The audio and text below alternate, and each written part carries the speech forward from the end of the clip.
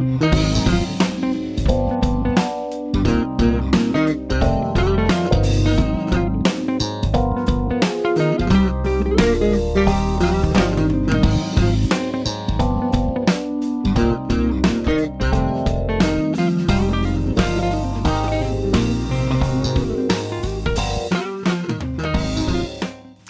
everybody, it's Mark Pruitt here once again with another strategic money tip I wanted to share with you today.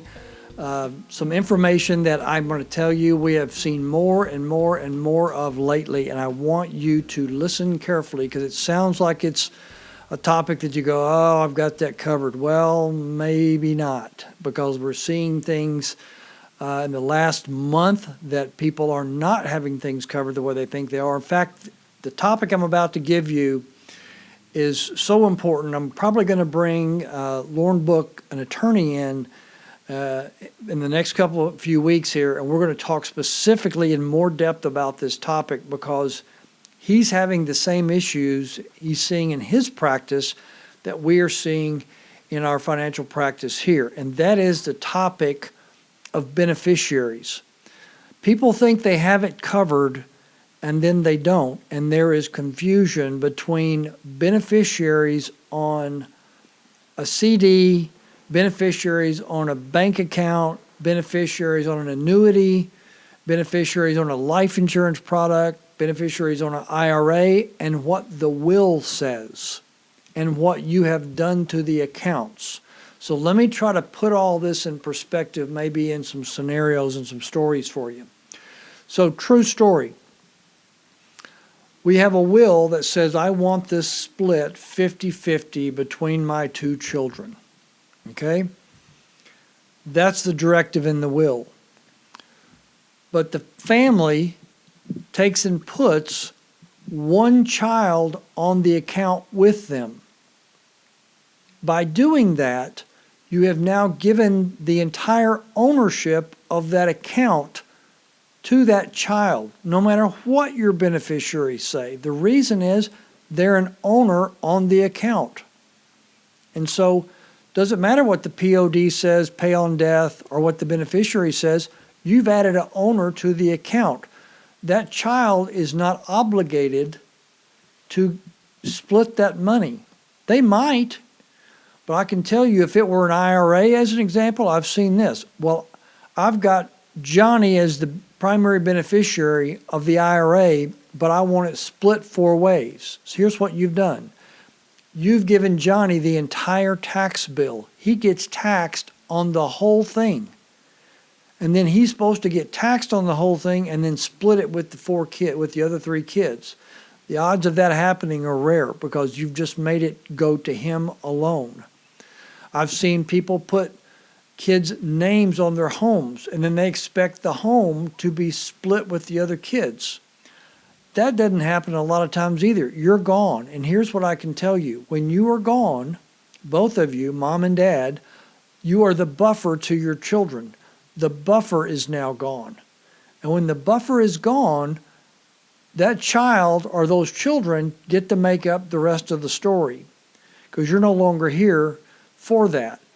And then all the idiosyncrasies rise from childhood because you think about how your kids are made differently. Even my 2 girls, God made them differently. They love each other, but they're different. And so you think the idiosyncrasies that begin to rise out of that when you are both gone. And if you've stuck a child's name on a house or on an account, do not assume that that child is going to necessarily do what you ask them to do. We see it more often right now lately than not that is happening on a continual pattern because parents start taking these things into their own mind, into their own side. We got one today as an example to where it was supposed to be dad's passed away already. Mom just passed away in December of last year. In her will, she wanted all 3 of her children's grandkids to inherit the money. That didn't work that way. You know why? Because she put all the daughters on there. And she did not put per stirpes, which is bloodline. Per stirpes means bloodline, which means it would go to your children and to your children's children. If that box, that one little box is not checked, or per stirpes is not written in there, you realize if this daughter dies, it doesn't go down to her children. It goes to the other two daughters. So if there's 3 daughters altogether, one of them passes away, her share is going to go to these 2 kids, not her children. And so beneficiaries are one of the biggest things that can mess up an estate. You can have a trust fully funded, you can have a will, you can have all these POD things happen, and it still not go down the way you want. So my best advice is you call us, easy to do, 1-800-381-8870, and then let us ask you some questions about how do you want this particular asset to go down to your family, and who do you want it to go down to. And then I'll play devil's advocate, or Lamar will, or Stephen will, or Morgan will. We'll play devil's advocate with you to say, well, what happens if that child passes away? Where do you want their share to go to? Do you want it to go to their kids, or do you want it to go to your other 2 siblings? Because it may not, some of your kids may not have children. Some of them may not be married. Some of them may have issues that you want the other 2 kids to try to protect their share from themselves. So there's planning sometimes that has to be done to protect your family from themselves. And beneficiaries and putting names on accounts can be one of the quickest ways to mess that up, but it can also be one of the quickest ways to get it to go exactly the way you want it. But do not assume that because you have a will that says one thing, that that's the way it's always going to go down, because beneficiaries do an end around the will. It will literally bypass a trust. So hear that.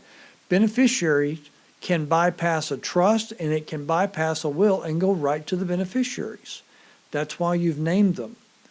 And so don't assume that this is going, your will or trust would trump a beneficiary-driven asset that you've given specific direction to. So if you're unsure about any of that, like I said, don't hesitate, call us. That's what we're here for, is to help you to make sure there's no surprises, to make sure it's going to go down the way you want to. It keeps it keeps you in control versus your kids making up the rest of the story. Hopefully this has been helpful. Thank you for being here with us. God bless you and have a great day. Thank you so much for joining us for today's Strategic Money Tip.